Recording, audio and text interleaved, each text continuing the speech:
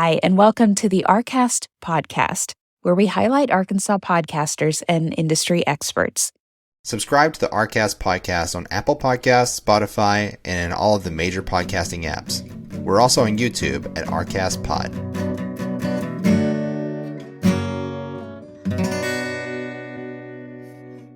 Welcome back to the RCast podcast, a podcast where we talk to the podcasters of Arkansas. With me, as always, is Karen Trico-Stewart. Yes. Hi, Ty. How are you? I'm good. How are you? Good. Excited about this episode. Awesome. We have a guest. Yes. You want to introduce her? Yeah, absolutely. So we have LaDonna Humphrey today, and I guess we'll just start off. Can you tell us a little bit about yourself and your work? Sure. I'm excited to be here, by the way. So thank you for this today. I've been looking forward to it. I am wearing a lot of hats right now. I'm an author. I have 2 books out. They're both about the Melissa Whitt case. And she went missing in December of 94, and then her body was found in 1995. And so I've been working that case for 8 years. And because of that case, I became a private investigator.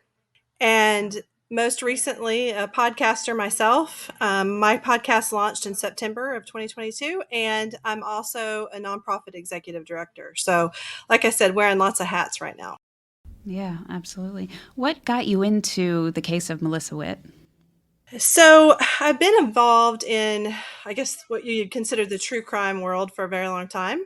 And I started out by helping families that have missing loved ones, and had a nonprofit that we ran for almost a decade and a half called Let's Bring Them Home.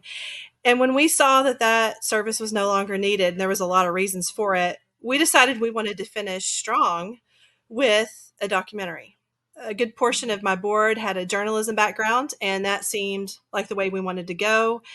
And for whatever reason, my team didn't choose a missing persons case. They chose the Melissa Whitt case. And at first, I was pretty much against it. I was determined to do a documentary about the plight of missing adults, but fate had something else in store, and they sent me to the police department, and I met with detectives, and then I just knew then I had to get involved. So you do have many different channels in which you reach an audience. You not only have your podcast, like you said, you're also an author. You have the website. Can you talk a little bit about the importance of having those different channels and how that helps you reach people? Sure. Through the books, that does help us reach, an entire different category of people that might have never learned about the Whitt case. So that's been exciting and good for the case. But in the middle of writing those books and doing some investigative work into one of the tips that came in the Whitt case, I really became passionate about uncovering more information about that particular group of crime that was happening on the internet. It's the death fetish community. And I decided the best way to expose them was through a podcast. And so Alicia Lockhart and I got together and we said, hey, this is what we want to do. So we launched our podcast, Deep Dark Secrets, in September of 2022. And that's been really amazing for us because we've grown pretty quickly. And we've reached another level of people who love true crime, so to speak, but they also want to learn and be educated and be victim focused. And that's been really exciting for us because we're trying to change federal obscenity laws and make people aware, to keep the next girl safe. So it's been a great platform for us. And it's something that I often say, why didn't I think of this sooner? Yeah, there are many true crime podcasts out there, but not, many that touch on the topic that you touch on. How prevalent would you say that death fetishes are? It's really scarier than you would think. It's about 100,000 people worldwide at any given time. But there's a lot more people that kind of dabble in it on the internet out of curiosity, or maybe they have other fetishes. And what we've been seeing is the amount of crime that comes out of these groups. Real murder, human trafficking, stolen body parts. I mean, anything that you can imagine that could go on in the deep web or the dark web, we've uncovered that. So it's something that we think is important for people to know, even though it's a horrific thing, because you can't protect yourself if you don't know about it. And podcasting has been the way to get that message out to a very large group in a very short amount of time. Can you talk a little bit about your process in terms of how much research it takes and just your process for recording episodes? I can, and people ask us this a lot. Like, I think there's a preconceived idea that maybe podcasting is easy. You just get some equipment and you just go live with it, but that's really not it. It's important to us that we have accurate reporting that's also victim focused. And ours is a little different because we're actually exposing people who are producing death fetish. And so we have to do that in a way that's not doxing. We have to do it in a way that's not legal. So that is legal. That's not illegal. Clarify that. And we spend, yeah, we want to make sure. We spend anywhere between 20 and 25 hours a week on research and preparing what our topic is going to be because we record every single week. And then, of course, we've got the process of editing and all of that. So it's a full-time job for Alicia and I. It really is, because we want to do this and do it well. And I think that's why our audience has grown and we've gotten to the place that we have with this podcast because people can count on us for accurate reporting on a topic that's pretty scary. And we do it in such a way that it's not too disgusting. It's not too frightening. And that takes a lot of work to do that. So something we've never covered on this show is, of course, using journalism in your podcasting on this level, where it is you're exposing a completely, a subculture that exists out there. And so how much of you having a true crime podcast, how much investigating are you doing? Are you finding out where these people are hanging out online, where their communities are, how they're sharing the photos, that type of thing? What goes into that? A lot goes into that because we work with law enforcement. Because one, what you have to understand is that some of these communities are illegal. It depends on what state you're in, what you access. So we needed the support of law enforcement. And so that's a whole nother level. And we got that here. And what we've done is we've gone undercover in these forums. So we're actually immersing ourselves in this culture and pretending to be one of them under various screen names. And that's how we've gathered our intel. And so there's a lot that goes into that because we see other things that are happening that we have to immediately report to law enforcement. Sometimes we've worked with the FBI. It's pretty intense. It's something that I never saw myself doing, but once I understood that this community existed, I knew I had to get involved and do something. So it takes every bit of my background in journalism and in private investigating to be able to do what we're doing. And the same with Alicia. I mean, it's hard, scary work some days. Can you tell us a little bit about Alicia and the process of having a co-host? Yeah, so I met Alicia because she's actually someone that called in a tip to the Whitt case about this community. And we write about that in our book, Strangled, about her connection. She was really young, was asked to make a film. She made a film that was very similar to the Whitt case. And then when she found out about me online, she called it in and said, "Hey, I think this could be connected to the Melissa Whitt case." And so we got to know each other really well in the very beginning because of that tip. But then we joined forces really to go undercover in these communities because we knew that we had to put a stop to it, but we were also looking for more information about the Whitt case and other cases. And so by the time we had done that, we were a year into this. We'd become pretty good friends. I could trust her. She could trust me. We had the same goals. And that's when we sort of hatched this plan for a podcast. And it's, a little bit more difficult because she's in the Virgin Islands and I'm in Arkansas. There's a time difference and all of that. So it takes a lot of coordination, but it's been a good process. I mean, we're a good team. And I think that that's what it takes if you have a co-host, is that you have to be working with someone that you can trust, that's going to put in every bit of effort that you do and can pick you up on your days that you're down and you can pick them up on their days that they're down. Because this is hard work. And I don't say it just about our podcast. I think any podcast is a lot of hard work, especially if you're doing a good job. And what's important to me is that we both work really hard and we do that. And I think that's shown in our work. And I think that that's really important when you're thinking about a podcast. Mm-hmm. How do you record your podcast? Because it doesn't sound, you mentioned she's in a different location, but it sounds like you're in the same space. We actually use a platform called Zencastr. And so far we've been pretty happy with that. I mean, it depends on your internet connection sometimes, but yeah, that's what we use, and it's worked really well for us right now because we call it our little bitty baby that's growing up, and I'm sure as we continue to grow, that we may change the platform that we use, but right now it puts us together in a way that normally wouldn't happen since we're so far away from each other. Yeah, and this is more of a comment than a question, but you have a 4.9 rating on Apple and 252 reviews. I don't really see that very much. So you're definitely creating something that is appreciated and very well respected.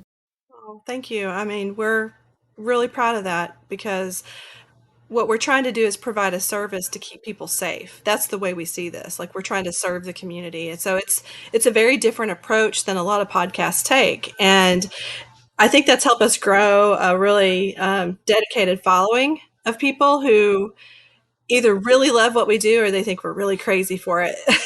One or the other. But I appreciate you saying that because that does make us proud. You said earlier that when you're trying to get some of these stories out to the public, the best way to do that is through podcasting. What made you choose podcasting? And then obviously you dabble in a little bit of different media. You have books and that type of things, and they play off of each other. But why podcasting above all? Because of my experience with writing books and just the work that I've done on social media, because that's been a big deal. It's been a big part of the Whitt case. I grew a really big following that way.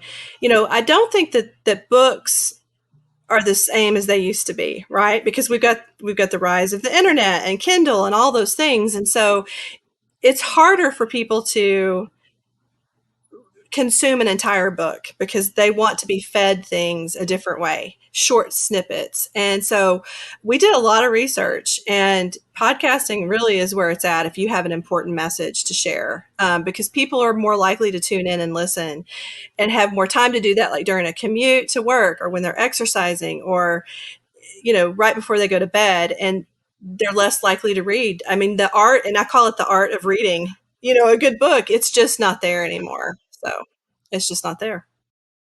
Well, speaking of the many avenues that you reach people, you're also now hosting an event.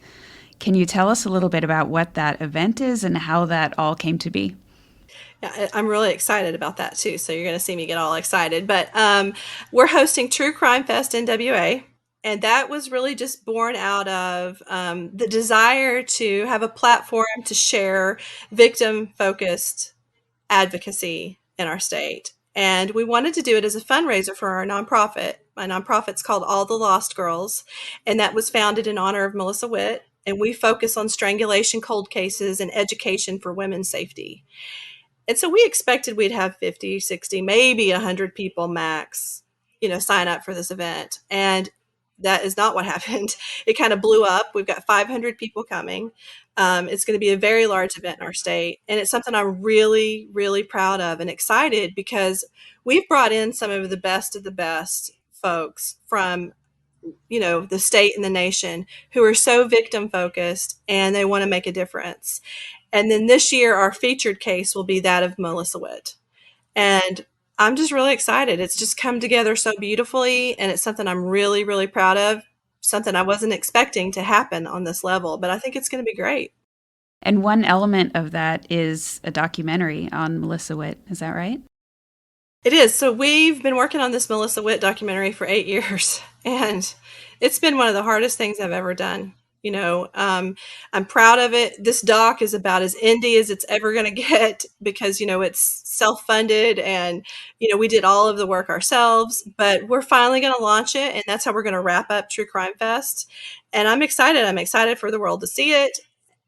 And I'm excited to say we've accomplished this. And then we'll move on to the festival circuit with that doc as soon as True Crime Fest is over. So I think good things. I mean, the whole point is to share Melissa's story and to get it out there. And I'm really glad that we're launching it at True Crime Fest. I mean, it worked out pretty well. So I'm proud of it. And then I'm planning on a second doc. So that's kind of in the works. You've got some prominent names that are coming that are going to be speaking.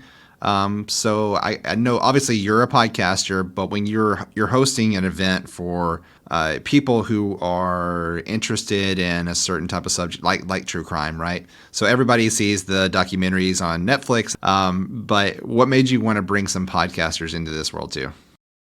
Because of this journey I've been on along the way, I've met a lot of great people that do a lot of great things. And those are the people I wanted to reach out to. And then there's some people that I hadn't met before, like the two of you. And I'm super excited you're going to be a part of this event because you're doing some amazing work. And I think that's important. And so, we've got folks like James Renner, Jennifer and Lance from Crawl Space Media, who are launching their brand new podcast, Dark Valley, at the event. We've got Nick Edwards from True Crime Garage that's going to be there virtually. He's going to have a beer with the audience virtually. I think that's kind of exciting. United States of Murder, they're right here. They're homegrown. They're from Arkansas and the Little Rock area. We just have some amazing people who are making a difference. And I think that's what it's all about. And I think if you're going to have an event that's true crime focused, that you have a responsibility to make sure that it's victim focused and that you're not getting off into the weeds and glorifying the murderer or anything like that. And I feel like this group of people are going to do just that. They're going to show the world what is important, and that's staying focused on the victims, telling these stories and making a difference so you can see crime solved, but on top of that you can prevent this from happening to anybody else. So you mentioned 500 people buying tickets. Are these mostly from Arkansas, or what are you seeing? It's mostly from Arkansas, but we have people coming in from Oklahoma, Missouri, Texas. We've got some people flying in from California. That shocked me. I think next year it'll grow even larger. We're really anticipating that. Tickets are still on sale right now. I still think that we'll probably see quite a few more sell, but they're coming from everywhere because this is, easier to get to than some of the bigger events that are out there, like CrimeCon. And I love CrimeCon. I'm a part of CrimeCon, and they're very supportive of what we're doing. But this is more centrally focused for folks who want to spend a day because they love this type of thing. They want to come meet the podcasters or say thank you, or families that have had tragedy that want their story told. They're coming, and maybe they can find a podcaster that will pick up their story. I think that that's really, really important. And we've also made tickets available for free to law enforcement and their families. And we think that's important too, because that's some networking. And maybe there's a detective that has a cold case and he can meet up with somebody and say, hey, can you cover this case? So, that's our heart and that's our goal, but we're shocked. I'm still shocked that we have 500 people coming. I say that and I think, how is that possible? But there's just a lot of people really excited. So, yeah, congratulations on that. Thank you. I think it's going to be a good thing. And you said for the first year, it's going to be mostly around Melissa Whitt. Does that mean that you're already planning another year? Yes. So we've already got 2024 on the books, and it's going to be on May 11th. Same location, Rogers Convention Center. We're going to invite you guys back to come and speak. So I'm excited about that. And we will pick another case that we will focus on. And so what I'm going to do and what our team is going to do is we're going to work with all of the speakers from this year and invite them to a little round table via Zoom. And we're going to all together decide what case we're going to choose for next year. I think that's important that we all have a say in it. And then we'll reach out to that family and make that happen. It's so interesting to me that you do incorporate law enforcement. How has that relationship been, and how was it built to begin with? So for the Whitt case, of course, when I first met them, I came in as this investigative journalist that's doing a documentary, and they really wanted the documentary done. And so they kind of ambushed me when we first met, is what I tell them, because when I walked into the room, they had all the retired detectives that had ever worked Melissa's case in the room that wanted to talk to me, along with the chief of police and along with the current detective. And seeing their passion was really amazing to me. And so, of course, we chose the case and we moved forward. And I think what happened through this process is that law enforcement saw the work that was being done was really beneficial. We were bringing in new tips, new leads in the case. And they also saw that they could trust me. And so it was a slow process of them doing something different. They were working at the time with a civilian. I didn't even have my license to be a private investigator. And so just time and trust was built, and now we work as a team because the work that's being done is so beneficial to Melissa Whitt's case. And so we meet sometimes monthly if we can to talk about what's going on, new leads, what we're seeing.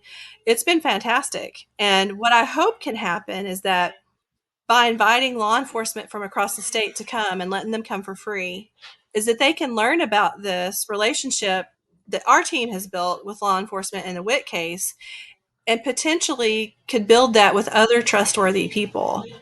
And I think that's really, really, really important that that happens, because these cold cases need people that are advocating outside of police, because think about all of the cases that they have on their plate. So there's a vision there, and we want to see it replicated for other cases, because this works. I think that we're going to see the Witt case solved, and a lot of it's going to be because of teamwork and the things that we've done. And I hate to use the word promote because that is so cringy to say you promoted a case, but you built awareness for a case, and I think it's made all the difference.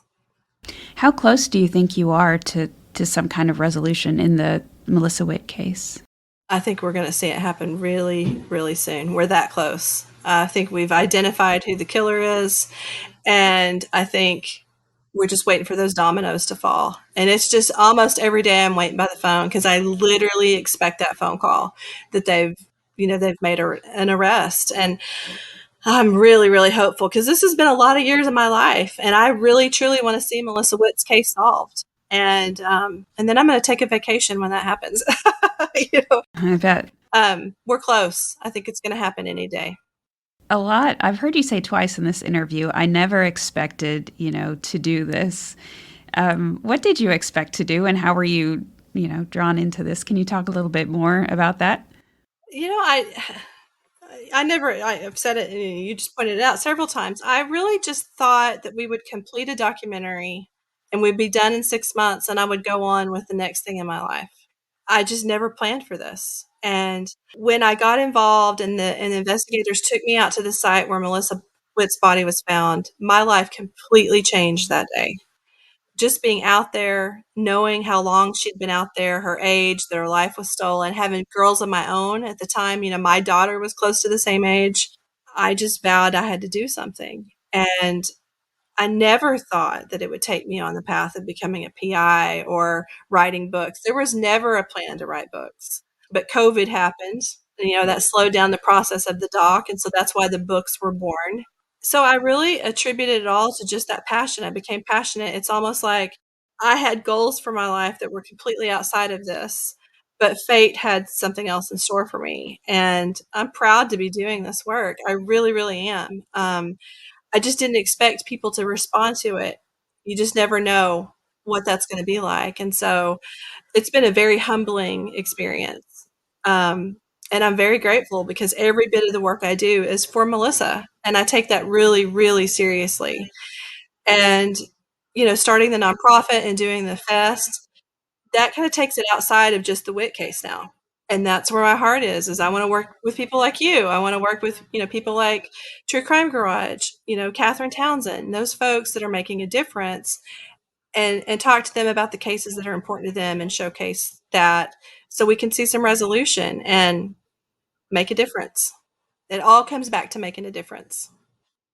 Not only are you doing a lot for victims, but you're also doing a lot for podcasting in Arkansas and getting stories out there, and being inspirational in that way. So, oh, thank you. I appreciate that. Thank you so much for spending your time with us, and especially while you had strep throat. That's Yes. something to overcome. Yeah, thank you so much for being here and with us, and for inviting us, and for being our guest at Arcast. And so we look forward, what we're going to do in the future is going to be awesome. Oh, thank you. This was an honor. I'm excited.